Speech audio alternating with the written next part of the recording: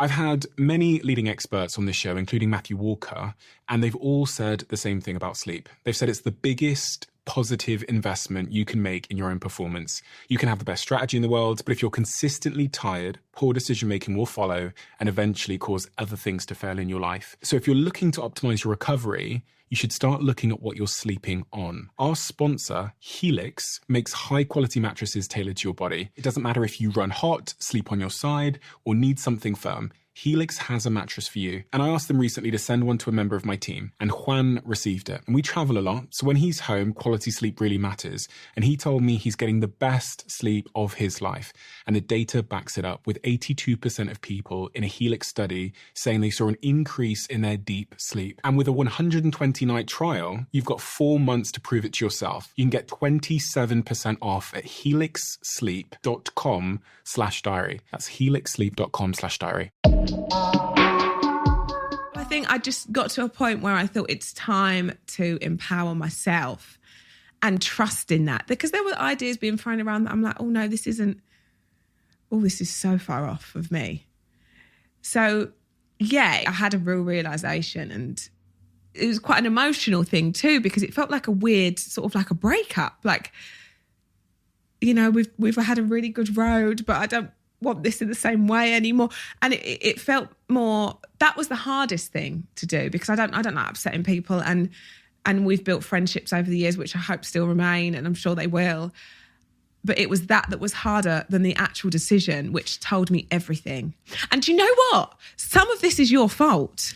Thank you for coming, Rochelle. We've had a Grown Up podcast. I would like to thank you for coming. I'm just looking around the room because you said something, and I think you... Don't listen to what I say. No, I did. I watched you talking, and you'd said, you'd met someone. You met Obama? Oh, yeah. Or you spoke to... I can't remember. 51%. That. And I was like, this is it. And I literally the next day, I called them the next day. So it's actually sort of your fault. So the context on that is, when I saw, me and Obama both spoke on the same stage in Sao Paulo a couple of years back in Brazil. And one of the things he talked about on stage was when he had to make the decision whether to take out Osama bin Laden or not, they didn't have all the information. They have like tip-offs, and they have little snippets of information that suggest bin Laden is hiding in that complex in Pakistan. But they never know 100%. And there's lives at risk. He's sending in 20 or 40 American soldiers to fly into Pakistan at night in these helicopters. And if they get caught, if they get shot down, then he's going to have to, sit with that for the rest of his life. Oof. But he says, when you're the president of the United States and you have these huge decisions to make, you're never going to get to 100% certainty. So what he did, which I really do believe in, is once you get to like 51% certainty on your decision, then make it and be at peace that you did the best with the information you had. Mm-hmm. Because so many people, and this is kind of what he didn't say, but what I took from it is what ends up happening is the procrastination of the decision ends up costing you more in the long term than actually just making the decision and finding out if you're right or wrong. Because like, it's the same in business. If I'm thinking about something, but I'm not entirely sure, but I suspect it's the right thing, I should just go ahead and make the decision and then find out, hopefully in the next couple of months, whether I was right. If I was wrong, I can actually just reverse the decision again. But a lot of people spend like years remunerating over these like relationship decisions or work decisions or professional decisions. They cost themselves 10 years, which does more damage than the decision itself at 51% would have done. Exactly that. So, and yeah. I honestly, it was like I listened to that at the best time. Then the next day I did it.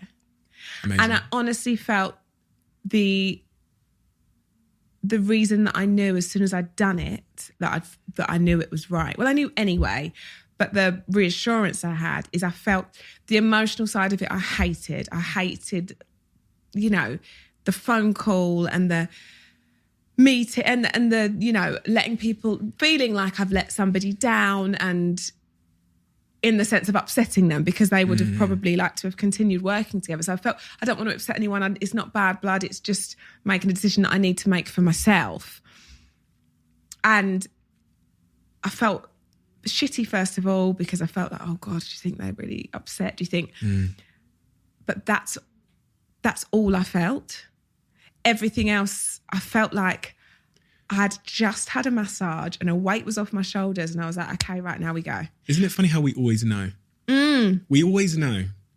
I was ready. I felt like I needed to celebrate. The only thing I felt bad about was potentially upsetting somebody. But everything else was right. Everything else, there was like, I felt like, oh, thank goodness I've done that.